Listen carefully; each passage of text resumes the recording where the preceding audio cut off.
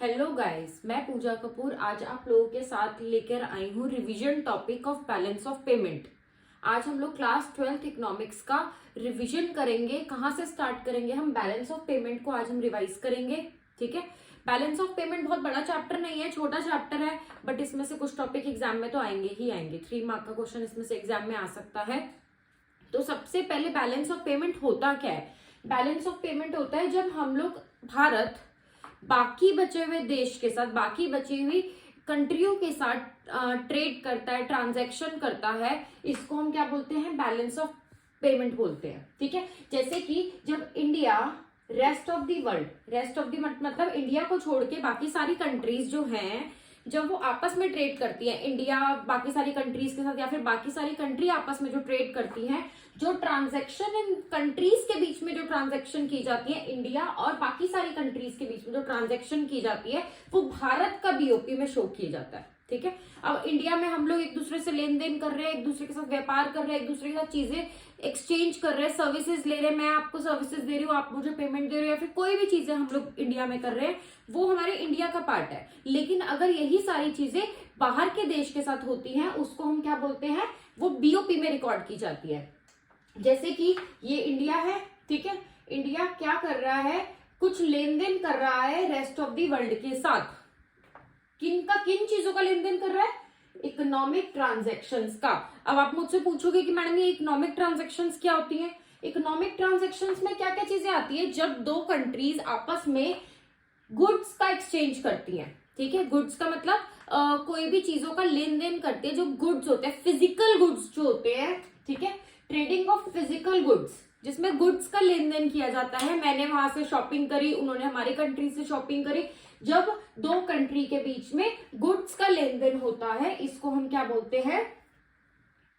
Visible items. ठीक है, अब ऐसे ही इनविजिबल आइटम, अब आपने देखा होगा कि कई सारी कंट्री आपस में ट्रांजैक्शंस करती है सर्विसेज की। ठीक है, मैं अगर सपोजिंगली मैं ऑनलाइन प्लेटफॉर्म पे पढ़ा रही हूँ, मैं अपनी सर्विसेज फॉरेन कंट्री में भी दे रही हूँ। ठीक है, they are taking my services, तो this is my services to them. ठीक है, ऐसे अगर हम लोग फॉरेन कंट्री की बैंकिंग सर्विसेज ले रहे हैं, इंश्योरेंस सर्विसेज ले रहे हैं, वो हमारी कंट्री की बैंकिंग सर्विसेज ले रहे हैं, इंश्योरेंस सर्विसेज ले रहे हैं, ये क्या होती है? Invisible item. ठीक है, ये क्या होती है? Invisible item. ये भी क्या है? इकोनॉमिक ट्रांजेक्शन है, दिस इज ऑल्सो लेन देन। ठीक है, नेक्स्ट है यूनिलेटरल ट्रांसफर। यूनिलेटरल ट्रांसफर ये होते हैं वन साइडेड। क्या होते हैं ये? One sided. ठीक है, एक तरफा होता है। मैंने फॉरेन कंट्री को कुछ दिया, लेकिन मैं उससे उम्मीद नहीं कर रही कि इन रिटर्न में वो मुझे कुछ देगा, या वो हमारी कंट्री की हेल्प कर रहे हैं, ग्रांट्स दे रहे हैं, कुछ भी कर रहे हैं, गिफ्ट्स दे रहे हैं, रेमिटेंस दे रहे हैं, लेकिन वो मुझसे उम्मीद नहीं करते इन रिटर्न की हम उन्हें कुछ देंगे। These are unilateral transactions. ये भी हमारे किसका पार्ट है? बीओपी का पार्ट होता है। नेक्स्ट है कैपिटल ट्रांसफर। कैपिटल ट्रांसफर में क्या क्या चीजें आती है? एसेट्स आते हैं, जैसे कि ट्रेडिंग ऑफ एसेट्स। हमने दो कंट्री आपस में एसेट्स परचेज कर रहे हैं, प्रॉपर्टीज परचेज कर रहे हैं, हमने फॉरेन कंट्री में की, फॉरेन कंट्री के लोगों ने हमारी कंट्री में की। ये भी किस चीज में रिकॉर्ड की जाती है? बैलेंस ऑफ पेमेंट में रिकॉर्ड की जाती है। ये सभी क्या होती है? हमारी इकोनॉमिक ट्रांजेक्शन होती है। क्या होती है? Economic transaction. अब उसके बाद आगे बीओपी को समझने के लिए नेक्स्ट हम लोग जो पढ़ेंगे, स्ट्रक्चर समझने से पहले मैं आप लोगों को एक बीओपी अकाउंट समझाना चाहती हूँ। ठीक है, बीओपी अकाउंट क्या होता है? बीओपी का मैंने बताया आपको, बीओपी एक अकाउंट है, एक होता है डेबिट, एक होता है क्रेडिट। ठीक है, जो क्रेडिट साइड है ये क्या शो करता है? इनफ्लो। क्या शो करता है? इनफ्लो। डेबिट साइड क्या शो करता है? आउटफ्लो। ठीक है, credit what comes in, debit what goes out. आपने एक नियम पढ़ा हुआ है ना ये अकाउंट्स में, वही हम यहाँ पे भी फॉलो कर रहे हैं। अगर फॉरेन कंट्री का पैसा हमारी कंट्री में आ रहा है, वो बीओपी के क्रेडिट साइड पे शो किया जाएगा, और अगर फॉरेन कंट्री में हम लोग अपना पैसा दे रहे हैं, तो वो डेबिट साइड में शो किया जाएगा। अब सपोजिंगली मैं कह रही हूँ कि मैंने कुछ चीजों का मेरा इनफ्लो क्या होता है, आउटफ्लो क्या होता है? अगर मैंने इंपोर्ट किया फॉरेन कंट्री में, इंपोर्ट का मतलब है मैंने फॉरेन कंट्री की चीजों को खरीदा। ठीक है, हमने फॉरेन कंट्री से चीजों को खरीदा, तो हमारी कंट्री का पैसा फॉरेन कंट्री में चला गया।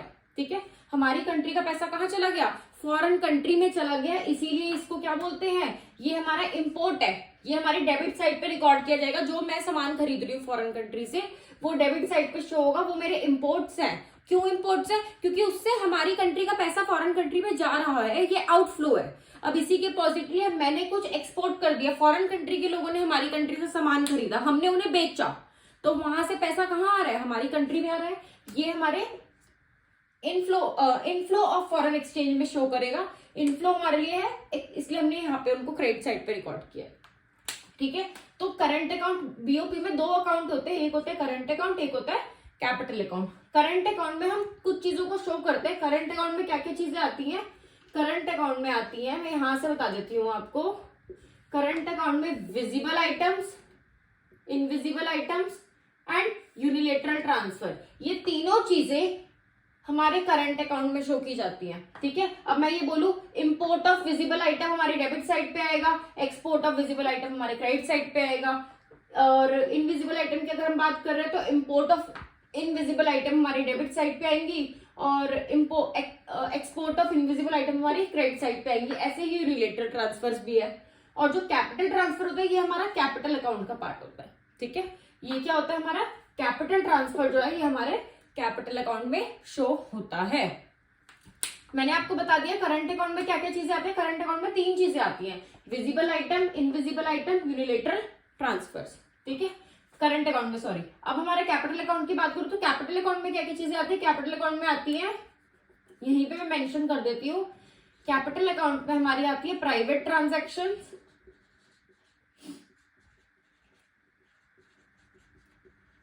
नेक्स्ट आती है हमारी ऑफिशियल ट्रांजैक्शंस। ठीक है, उसके बाद हमारी आती है foreign direct, foreign investment,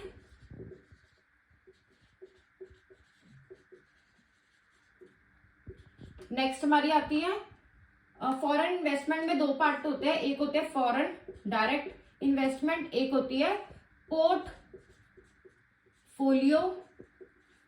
investment. ठीक है, कैपिटल अकाउंट में हम लोग क्या क्या चीजें शो करते हैं? कैपिटल अकाउंट में हमारी शो होती है प्राइवेट ट्रांजैक्शन, ऑफिशियल ट्रांजैक्शन और फॉरेन इन्वेस्टमेंट। फॉरेन इन्वेस्टमेंट में क्या क्या चीजें आती है? फॉरेन इन्वेस्टमेंट में आती है foreign direct investment and portfolio investment. अब अगर हम बात करते हैं प्राइवेट ट्रांजैक्शंस कौन सी होती है? प्राइवेट ट्रांजैक्शंस होती है जो प्राइवेटली लोग एक दूसरे के साथ करते हैं।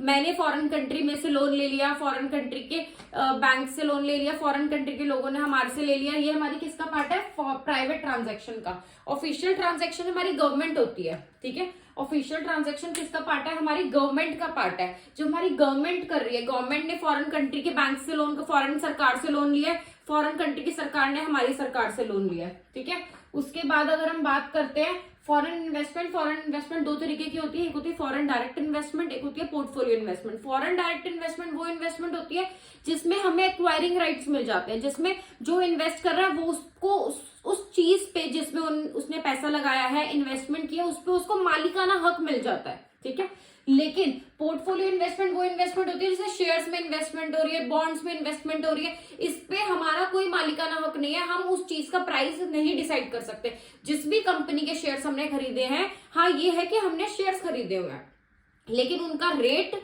उनकी वैल्यू हमने डिसाइड कर सकते हैं। जो डिसाइड वो कंपनी डिसाइड करेगी, उनके रेट्स, उनका सब कुछ, उनका सारे निर्णय कंपनी के हाथ में। हमारे हाथ में सिर्फ हमारी वो इन्वेस्टमेंट है और हमें शेयर बेचने हैं, अपने पास रखने हैं, उनको कुछ भी करना है वो हमारे हाथ में, लेकिन उस शेयर्स की हमें क्या वैल्यू निकालनी है वो हम नहीं डिसाइड कर सकते हैं। ठीक है, तो फॉरेन डायरेक्ट इन्वेस्टमेंट जिसको हम एफडीआई बोलते हैं, उस पर हमारे को मालिकाना हक है, वो मेरी चीज है, वो मेरे हाथ में है। ठीक है, तो उसको बेचना या ना बेचना ये चीजें मेरे ऊपर डिपेंड करता है, क्योंकि इन पे हमें एक्वायरिंग राइट्स मिल जाते हैं। पोर्टफोलियो इन्वेस्टमेंट पे हमें हमारे एक्वायरिंग राइट्स नहीं मिलते हैं। ठीक है, देखो अब इसके आगे क्या है, मैंने भी आपको बताया था बीओपी के अकाउंट के बारे में। ठीक है, अब नाउ स्ट्रक्चर ऑफ बीओपी अगर हम बात करें, सपोजिंगली कि हमारे जो डेबिट साइड पे अगर मैंने ले लिया, हमारा इनफ्लो है 50,000 का, ठीक है, आउटफ्लो है 1 लाख का। ठीक है, उसके बाद अगर हम बात करूं कैपिटल अकाउंट में, यहाँ पे इनफ्लो है मेरा, ले लेती हूँ 30 और ये 20। ठीक है, अगर मैं इसका टोटल करती हूँ तो ये कितना हो गया 1,30,000 और इसका टोटल हो गया 70,000। ठीक है, तो इससे क्या पता चल रहा है हमारे इनफ्लोज क्या है, यहाँ ये मेरे इनफ्लोज हैं, ये मेरे क्या है आउटफ्लोज हैं। ठीक है। तो यहाँ पे आउटफ्लो ज्यादा है, इनफ्लो कम है। तो यहाँ पे क्या है, मेरा पैसा फॉरेन कंट्री में जा ज्यादा रहा है और फॉरेन कंट्री से पैसा आ कम रहा है। तो इससे क्या है, ये मेरे लिए घाटा है। ठीक है, तो ये हमारा किसका पार्ट है, ये हमारा है डेफिसिट ऑफ बीओपी। ये क्या है, हमारे डेफिसिट। यहाँ पे क्या होता है, डेफिसिट ऑफ बीओपी में हमारा होता है जब हमारे आउटफ्लोज ज्यादा होते हैं, इनफ्लोज कम होते हैं, तब हमारे बीओपी में क्या होता है, घाटा होता है। ठीक है, अब इसी सेम मैनर मैं बोल देती हूँ यहाँ पे ये मेरे हो गए हैं, चलो 30,000 ही ले लेते हैं। ठीक है, और यहाँ पे मैं ये बोल देती हूँ ये मेरे 1 लाख है। ठीक है, और इसको मैं ले लेती हूँ 40,000। अब टोटल ओवरऑल देखें तो ये 140 हो गया और ये 130 हो गया। तो अब यहाँ पे क्या है, मेरा इनफ्लो ज्यादा हो गया, आउटफ्लो कम है। फॉरेन कंट्री के लोगों ने पैसा हमारी कंट्री में ज्यादा दिया है और हमने फॉरेन कंट्री के पैसा कम दिया है, तो ये क्या है, सरप्लस। तो यहाँ पे हमारा क्या है, आउटफ्लो हमारे कम है, इनफ्लो हमारे ज्यादा है। ठीक है, तो इसीलिए इसको क्या कहते हैं हम, सरप्लस बीओपी। इसमें हमारे को क्या हो रहा है, हमारी कंट्री को फायदा हो रहा है, इसलिए this is surplus of BOP. अगर इसी के अकॉर्डिंगली दोनों ही 140 हो जाए, सपोजिंगली दिस इज इक्वल। ठीक है, तो बैलेंस बीओपी वो होता है जहां पे आउटफ्लो किसके बराबर होता है, इनफ्लो के बराबर होता है। ठीक है, अब इट्स नॉट कंपल्सरी हमेशा हमारा जो बीओपी है वो जरूरी नहीं है कि हमेशा बैलेंस करेगा। हमारा जो बैलेंस ऑफ पेमेंट अकाउंट है वो फेवरेबल भी हो सकता है, this is favourable, this is unfavourable and this is balanced. ठीक है, जब डेफिसिट होगा तो अनफेवरेबल है, हम लोग ऐसा नहीं चाहते थे, घाटा तो कोई भी नहीं चाहता। ठीक है, सरप्लस क्या है, जब हमारा फेवरेबल है, मतलब हमारे को फायदा है, फॉरेन कंट्री के लोगों ने ज्यादा पैसा दिया है और हमने फॉरेन कंट्री को कम पैसा दिया है, दिस इज फेवरेबल। और in the same manner balance of payment balance कब करता है, जब आउटफ्लो किसके बराबर होता है, इनफ्लो के बराबर होता है। ठीक है, अब समटाइम ऐसा होता है कि ये बैलेंस नहीं भी करता। अब इसको कैसे बैलेंस किया जाता है, how to balance BOP account. ठीक है, ये एग्जाम के पॉइंट ऑफ व्यू से क्वेश्चन भी इंपॉर्टेंट है, क्योंकि इसमें क्या है, हम अपने बीओपी अकाउंट को बैलेंस कैसे करते हैं। अगर हम यहाँ पे बात करते हैं तो बैलेंस बीओपी अकाउंट को बैलेंस करने के 2 तरीके होते हैं, एक होते हैं ऑटोनोमस आइटम, एक होती है एक्यूमुलेटिंग आइटम। ऑटो का मतलब तो आपको पता ही है, ऑटो का मतलब क्या होता है, ऑटो का मतलब होता है ऑटोमेटिक। ठीक है, जो अपने आप ट्रांजैक्शन हो रही है, पूरे साल भर में जो हम ट्रांजैक्शंस करते हैं, हम ये नहीं सोचते कि हम लोगों को हमारे बीओपी पे क्या इफेक्ट पड़ेगा। फॉरेन कंट्री से अगर हम लोग हैं, ट्रांजैक्शन कर रहे हैं, गवर्नमेंट ट्रांजैक्शंस कर रहे हैं, बैंकिंग ट्रांजैक्शंस कर रहे हैं, या कोई भी ट्रांजैक्शन बिटवीन द कंट्रीज हो रही है, क्या वो ये चीजों को दिमाग में रख के थोड़ी ना करते हैं कि हमारे बीओपी पे क्या इफेक्ट पड़ेगा। जो ट्रांजैक्शन पूरे साल भर में हो रही है, it refer to those economic transaction which take place due to some economic motive such as profit maximisation. पैसा कमाने के पर्पज से, प्रॉफिट कमाने के पर्पज से जो ट्रांजैक्शन बीओपी में की जाती है, जो कंट्रीज के बीच में की जाती हैं, उसको हम क्या बोलते हैं, autonomous item. They are irrespective of BOP account. इनको ये इस समय ध्यान नहीं दे रहे होते कि हमारे बीओपी अकाउंट पे क्या फर्क पड़ेगा इस चीज का। ठीक है, अब इन द सेम मैनर अगर हम बात करें एक्यूमुलेटिंग आइटम, हमारा बीओपी हमने पूरा साल निकल गया, अब हमें बीओपी अकाउंट बनाना है। अब हमने देखा अरे हमारी क्रेडिट साइड ज्यादा है, डेबिट साइड कम है, तो उसको बैलेंस करने के लिए जो ट्रांजैक्शन की जाती है उसको मेंटेन करने के लिए, अगर डेबिट साइड एक्सपोर्ट्स कम है तो एक्सपोर्ट को ज्यादा किया जाता है ताकि वो बैलेंस कर जाए, इंपोर्ट कम है तो इंपोर्ट को ज्यादा किया जाता है ताकि वो बैलेंस कर जाए।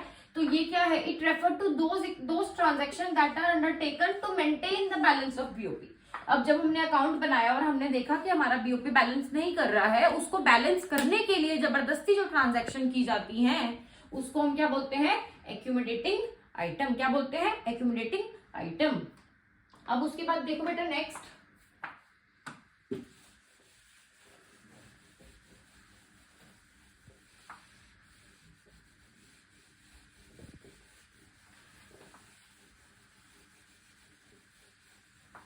अब देखो नेक्स्ट जो है इस चैप्टर का लास्ट टॉपिक जो मेरा है वो है difference between BOT and BOP. ठीक है, बैलेंस ऑफ ट्रेड और balance of payment. Balance of trade क्या होता है, it is a statement of transaction of goods only between the country and rest of world. ठीक है, जब ट्रांजैक्शन की जाती है, जो गुड्स की, ओनली गुड्स की जो ट्रांजैक्शन की जा रही है बिटवीन द कंट्रीज, वो हमारा किसका पार्ट है? बीओटी का पार्ट है। It is a statement of all economic transaction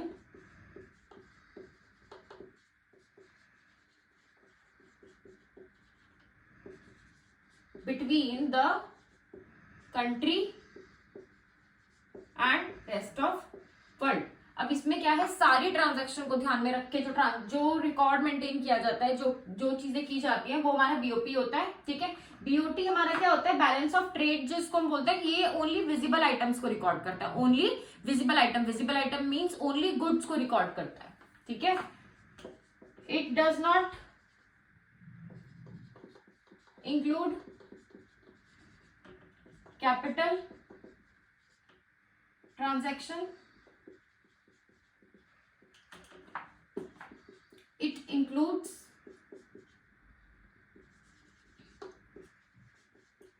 capital transactions। ठीक है, जो कि मैंने आपको बताया था, कैपिटल ट्रांजैक्शन हमारे एसेट से रिलेटेड जो ट्रांजैक्शन होती है, वो हमारी किस में रिकॉर्ड होती है? बीओपी अकाउंट में रिकॉर्ड होती है, बैलेंस ऑफ ट्रेड अकाउंट में रिकॉर्ड नहीं होती है। ठीक है, it shows partial views, partial view. क्यों? क्योंकि बीओटी सिर्फ गुड्स के लेन देन के बारे में दिखाएगा ना, ये और हमारे को सर्विसेज भी है, यूनिलेटरल ट्रांसफर भी है, कैपिटल अकाउंट भी है, उन सब के बारे में तो हमारे को पूरा क्लियर व्यू नहीं मिलेगा। पूरी क्लियर पिक्चर हमें किससे मिलती है? बीओपी अकाउंट से। It shows clear view. ठीक है, क्लियर व्यू दिखाता है हमारी इकोनॉमी की क्या स्थिति है, हमारी इकोनॉमी कितने पानी में है, ये बीओपी अकाउंट से पता चलता है। बीओटी अकाउंट तो सिर्फ गुड्स के लेन देन को दिखाता है कि कंट्रीज के बीच में कितना गुड्स का लेन देन हो रहा है। ठीक है, उसके बाद क्या है? बीओटी क्या होता है? It can be favourable, unfavourable and balanced. ठीक है, और ये क्या है? It always balance. मतलब अगर ये बैलेंस नहीं भी होता तो हमें इसको बैलेंस करना पड़ता है। जैसे हम बैलेंस शीट को बैलेंस करते हैं, इन दी सेम मैनर हमें इसको बैलेंस करना पड़ता है। किसको बैलेंस करना पड़ता है? हमें बीओपी अकाउंट को हमेशा बैलेंस करना पड़ता है। ठीक है, चलो बच्चों, ये मैंने आज आप लोगों को एक ब्रीफ दिया है बैलेंस ऑफ पेमेंट अकाउंट के बारे में, कि बैलेंस ऑफ पेमेंट चैप्टर क्या है, उसका एक रिवीजन है ये। ठीक है, इसमें मैंने मतलब जितना मैक्सिमम बैलेंस ऑफ पेमेंट में हमें पढ़ना है, जो कि हमारे एग्जाम पॉइंट ऑफ व्यू के लिए इंपॉर्टेंट है, वो सब मैंने इस वीडियो में आप लोगों को शो किया है, उसको मैंने आपको समझाया है। इसको अच्छे से देखो, पढ़ो, और आगे मेरे इसी तरीके की रिवीजन के लिए और अदर वीडियोस के लिए प्लीज मेरे चैनल को सब्सक्राइब करना ना भूले। Thank you.